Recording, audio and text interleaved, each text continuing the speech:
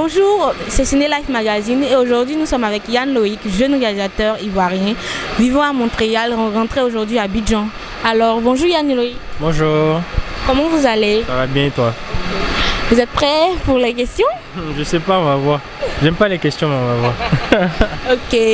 Alors Yann Loïc, il paraît que vous êtes rentré pour un film, est-ce vrai? Ouais, c'est ça en fait. Donc présentement, je suis à Abidjan pour mon film, mon long métrage, qui est un film de science-fiction, qui est un sujet qui me tient beaucoup à cœur. C'est un sujet sur la mythologie africaine. Je suis sûr qu'on aura le temps d'en parler. Mais je suis là pour ça, pour sa sortie qui est prévue le 23 août au Majestic. Qui est Yann Loïc, son parcours scolaire, qu'est-ce qu'il a fait? Est-ce qu'il a fait ses études à Abidjan ou directement à l'extérieur du pays? Mais Yann Loïc, déjà, c'est quelqu'un qui est né en Côte d'Ivoire. Donc j'ai passé la majeure partie de mon enfance ainsi que mon lycée à Abidjan ici. Et puis pour mes études universitaires, j'ai voyagé à l'extérieur du pays. Et j'ai fait principalement des études en informatique, donc en ingénierie informatique. Et puis durant ce parcours-là, je retombe amoureux en griffe du cinéma. Et à partir de ça, j'essaie de me lancer. Donc voilà, et puis aujourd'hui je suis là. J'ai fait quelques recherches sur vous, il paraît que vous parlez le chinois. Ouais, mandarin on dit, sinon ils vont se fâcher les Chinois à un moment. On dit, ouais, donc je parle du mandarin parce que j'ai vécu un moment en fait en Chine.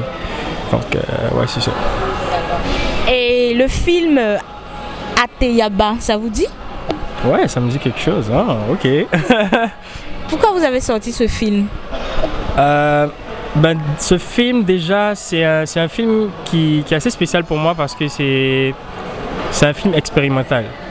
Et cette idée en fait est venue d'une collaboratrice qui est une amie à moi en fait, qui a une marque de vêtements, Fekanti, Hey Fekanti. Donc on s'est connus sur Montréal, on a toujours voulu faire un projet ensemble, mais le temps nous a fait défaut et puis bon, on sait ce que c'est tout ça. Et puis, donc je fais un voyage à Abidjan et elle m'apprend qu'elle est à Abidjan en ce moment, qu'elle travaille sur des projets, tout ça. Je lui dis, et donc comme ça, on s'entend et puis on se dit, on va faire un projet ensemble. Et là, right away, j'avais déjà l'idée avec elle, justement, on a développé cette idée-là de vouloir faire un short film, donc un court-métrage en fait sur sa marque. Et puis on a échangé les idées, on a échangé les différents points de vue. Et une fois arrivé sur Abidjan, mais ça, je vais dire aussi que ça s'est fait assez vite quand même. On n'a pas vraiment pris un temps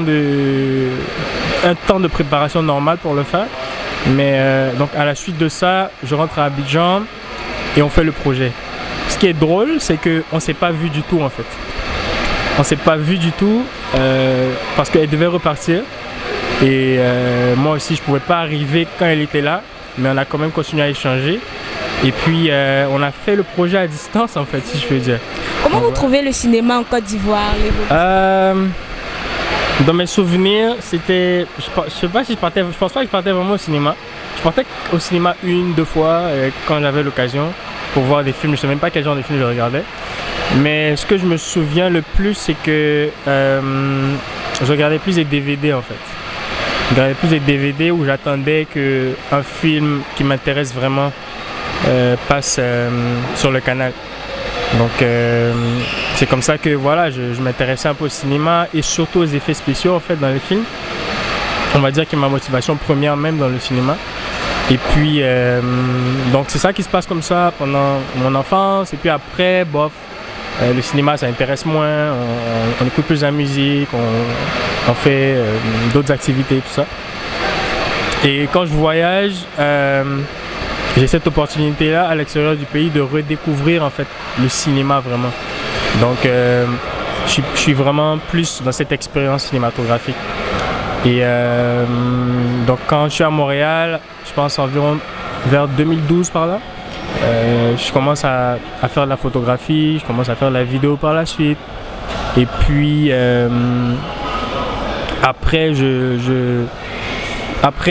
après plusieurs événements, en fait, je décide ok, et si j'essaie en fait la réalisation, qu'est-ce que ça va donner en fait?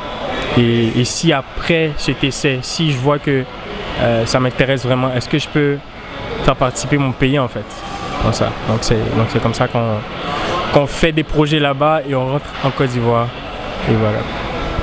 Et à Montréal, vous avez croisé des jeunes réalisateurs comme vous, ivoiriens? Pas vraiment de réalisateur ivoirien, plutôt un ami qui est un ami très proche maintenant, avec qui on travaille ensemble en fait, qui est photographe, donc que je salue, Christian, tu te connais. Donc c'est ça, et avec lui en fait on unit les forces en fait. On a des projets, des envies pour le cinéma ivoirien, mais même pour le cinéma en général. Donc on s'allie et puis voilà, on fait des projets ensemble en fait. Et ici avec